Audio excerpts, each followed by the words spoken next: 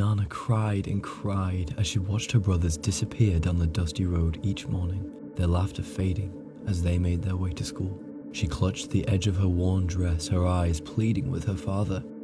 "It is useless to send a girl to school," he said dismissively, his voice firm, his back already turned.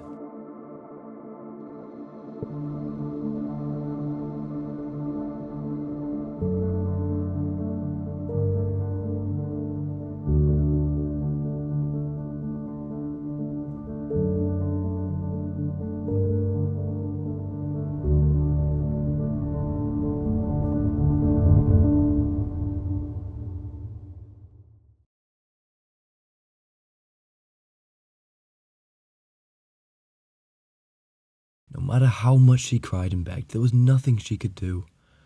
While her brothers learned to read and write, she and her sister were left behind, their days filled with endless chores, kneading dough, scrubbing pots, carrying water from the well under the hot sun. To her father, daughters were not worth educating. Like so many girls before her, she was born into a world where women are deemed worthless and burdens to be married off as soon as possible. At just 14 years old, Nana's parents arranged her marriage, giving her into the care of a husband she barely knew. The wedding was a blur of bright fabrics, fear, and hushed whispers. Soon after she was married, she found herself in an unfamiliar home, learning to navigate her new role as a young wife. In 2 short years, she became a mother of 2, and the weight of responsibility sat heavily on her young shoulders. Sleepless nights rocking a crying baby, long days preparing meals over an open fire, the exhaustion of a life that offered no choice.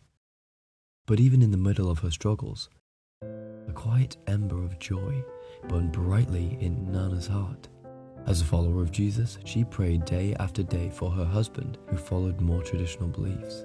She prayed desperate prayers in the quiet of the night, and in time her faith bore miraculous fruit. By the time her second child was born, her husband, in-laws, and even her brother-in-law had begun attending worship services with her. Determined to give her children the opportunities she never had, Nana and her husband agreed that both their son and daughter should receive an education. Each morning, she watched them leave for school, their books held tightly in their small hands. She was so proud of them, but deep down, an ache remained. She dreamed to read and write herself. "I wanted to read and write," she said, "to feel the joy of learning for myself."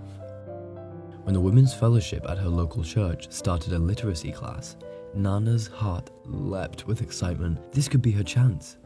Balancing her responsibilities whilst attending class was unbelievably challenging. Waking up before dawn to finish her chores, sneaking in moments to study by the glow of a lantern. But she made sacrifices, determined to fulfill the dream that she had held for so many years.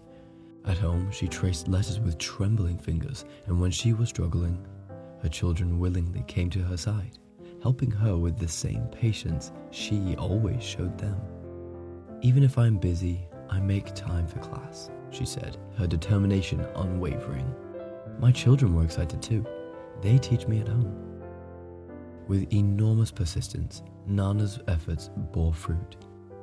The first time she wrote her name, she stared at the letters in disbelief, hardly able to believe what she'd achieved. She could now write her husband's name, their address, but more than anything, she was thrilled to be able to read the Bible on her own. She didn't have to wait for someone to read it to her. She could experience the words of God firsthand, reading them as if they had been written just for her.